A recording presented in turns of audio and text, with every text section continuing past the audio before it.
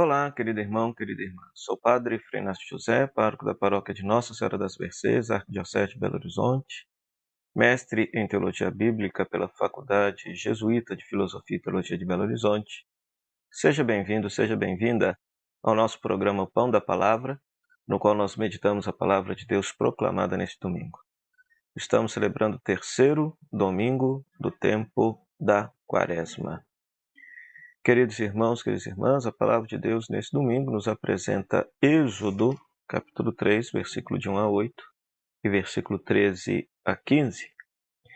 Esse texto narra a vocação de Moisés e Deus revelando o seu nome a Moisés. Eu sou, envia Moisés a libertar o povo da escravidão do Egito, da escravidão do faraó. Esta cena é uma cena muito importante do Antigo Testamento, é uma cena fundamental, pois o Êxodo, a espiritualidade do Êxodo, perpassa todo o Antigo Testamento. O povo de Deus acredita que Deus é um Deus libertador, um Deus que faz suscitar a liberdade, um Deus que zela pela dignidade dos oprimidos, um Deus que é contra todo tipo de escravidão. Esta cena, portanto, para nós cristãos, nos faz recordar que o Pai de Jesus, Deus a quem adoramos, ele é este Deus aqui do Êxodo. Ou seja, ele não admite em hipótese alguma a escravidão do ser humano, a escravidão das pessoas, e deseja nos motivar a sermos libertadores das pessoas no tempo atual, a libertar a todos aqueles que padecem sobre as novas formas de cativeiro que escravizam o ser humano no dia de hoje. Então, Deus é um Deus libertador, que não compactua com a escravidão e com a opressão do ser humano. Rezemos para que Deus possa suscitar no mundo de hoje novos Moisés que possam libertar a humanidade das mais variadas formas de escravidão e catividade pela qual a humanidade hoje padece. Tantas formas: a escravidão da droga, do álcool, da violência, da guerra, do consumismo, do apego à riqueza, do egoísmo, enfim, tantas escravidões modernas às quais nós precisamos estar sempre atentos a não cair nelas e, enquanto cristãos, promover a libertação das pessoas dessa situação. Já na segunda leitura, temos a primeira carta de São Paulo aos Coríntios, capítulo 10, versículo de 1 a 6 e versículo 10 a 12. Neste texto, Paulo faz uma catequese muito interessante. Por quê? Porque Paulo ele vai relembrar alguns fatos do Êxodo, alguns fatos da caminhada do povo de Deus no deserto. Ele relembra, por exemplo, o Êxodo, capítulo 13, versículo 21, capítulo 14, versículo 19 a 22, o capítulo 17, versículo 6. Ele relembra também aquele fato que aconteceu em Números, capítulo 20, versículo 8, o próprio Salmo 104, versículo 39, e o texto de Sabedoria, capítulo 10, versículo 17. Ora, relembra que o povo de Deus estava no deserto, guiado pela nuvem, que era o próprio Deus, e alimentado por Deus pelo maná e saciado por Deus pela água da rocha. Esta cena, que originalmente quer mostrar a providência de Deus, o cuidado de Deus para com o povo de Deus peregrino no deserto até chegar à Terra Prometida, lido na perspectiva de Paulo, de uma forma tipológica, ele faz uma catequese. A peregrinação agora é a nossa vida, a nossa existência, rumo à Terra Prometida do céu.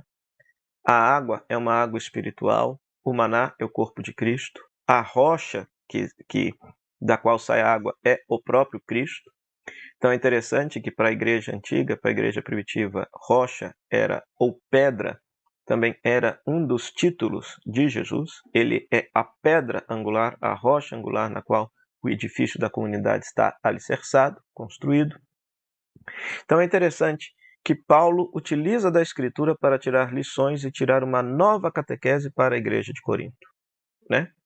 Então, por isso que a palavra de Deus é viva e eficaz. Esse artifício que Paulo utilizou não é novo.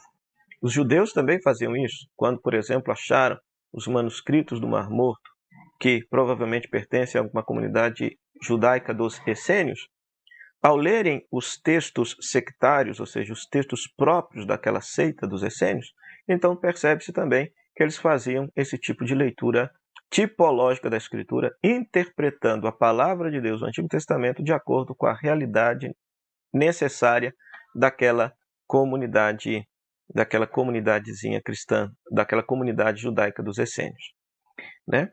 Então, é muito interessante isso. Então, os fatos da história do povo de Deus servem de exemplo para nós. Então, nós podemos ler o Antigo Testamento de tal maneira que, tendo como chave de leitura a pessoa de Cristo, podemos tirar lições para a nossa vida aqui e agora. E a grande lição que Paulo nos ensina, que agora o deserto simboliza a nossa vida, estamos caminhando rumo à terra prometida do céu, e o próprio Deus, por meio de seu Filho Jesus Cristo, nos alimenta através dos sacramentos. Já o Evangelho, que é Lucas capítulo 13, versículo de 1 a 9, é dividido em duas partes. A primeira parte, versículo 1 ao versículo 5, e a segunda parte, do versículo 6 até o final. A primeira parte, algumas pessoas perguntam a Jesus se aqueles galileus assassinados por Pilatos eram pecadores, e Jesus rebate essa ideia, porque no tempo de Jesus se pensava que as tragédias ou os males que sobrevinham sobre o ser humano eram castigos de Deus, castigos divinos. Hoje ainda tem muita gente que pensa assim, só que essa não é uma ideia cristã. Essa ideia não está respaldada pela experiência de Deus que Jesus Cristo fez e nos apresentou. Então Jesus, na primeira parte, ele vai responder de forma veemente: não, aqueles galileus assassinados por Pilatos não eram mais pecadores que vocês, e tampouco aqueles que morreram soterrados pela torre de Siloé que caiu. Mas, se vós não vos converterdes, vão morrer todos vocês do mesmo jeito. Ora, o que é isso? Por acaso Jesus está dizendo que o assassinato daqueles galileus e a torre cair foi um castigo de Deus? Não. Jesus está chamando a atenção para o seguinte fato, de que aqueles galileus assassinados, ou aqueles que morreram soterrados pela torre de Siloé, de repente não estavam preparados para a morte. Ora, todos nós haveremos de morrer e não sabemos como será isso. Ou uma tragédia, ou algum acidente, alguma coisa, uma doença, uma enfermidade, não se sabe. Fato é que estaremos preparados para o momento de nossa morte. Então, por isso que Jesus fala que se não vos converterdes, morreremos do mesmo modo, ou seja, despreparados para a chegada, para o encontro definitivo com Deus. Então, por isso, a segunda parte do Evangelho, do versículo 5 ao versículo 9, Jesus conta essa parábola do homem que tinha uma videira no meio da sua plantação, ou melhor dizendo, que tinha uma figueira no meio da sua vinha, né?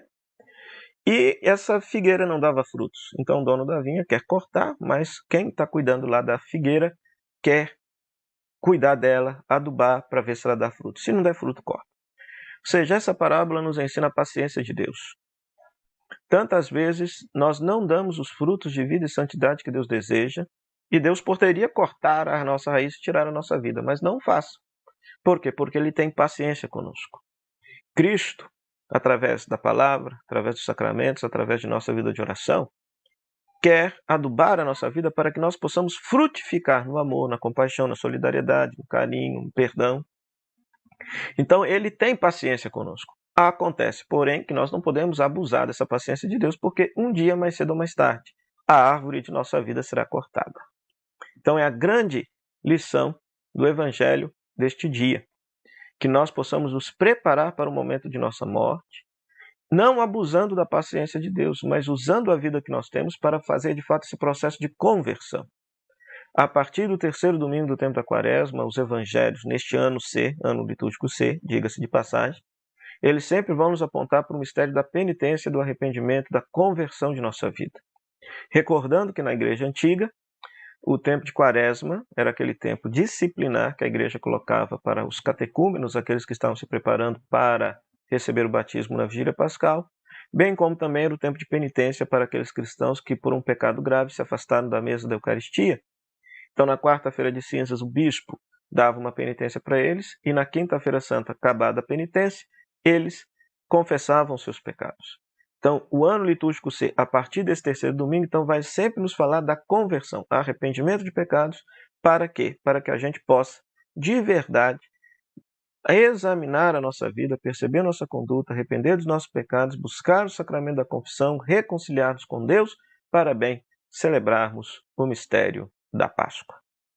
Para isso, querido irmão, querida irmã, peçamos a Deus, nosso Pai do céu, que nos abençoe e nos conceda essa graça. Oremos. Ó Pai, fonte de toda misericórdia e de toda bondade, vós nos indicastes o jejum, a esmola e a oração como remédio contra o pecado. Acolhei essa confissão de nossa fraqueza, para que, humilhados pela consciência de nossas faltas, sejamos confortados pela vossa misericórdia. Por nosso Senhor Jesus Cristo, vosso Filho, na unidade do Espírito Santo. Amém. O Senhor esteja convosco, Ele está no meio de nós. Que a bênção de Deus Todo-Poderoso, Ele que é Pai, Filho e Espírito Santo, desça sobre vós, permaneça para sempre. Amém. Meu muito obrigado à Rádio Comunidade FM, à Web Rádio Nossa Mãe de Ibirité, que nos cede esse espaço para pregar a palavra de Deus. E a você, querido rádio ouvinte internauta, pela sua audiência. Até o próximo programa, até o próximo final de semana, se Deus quiser. Tchau, tchau.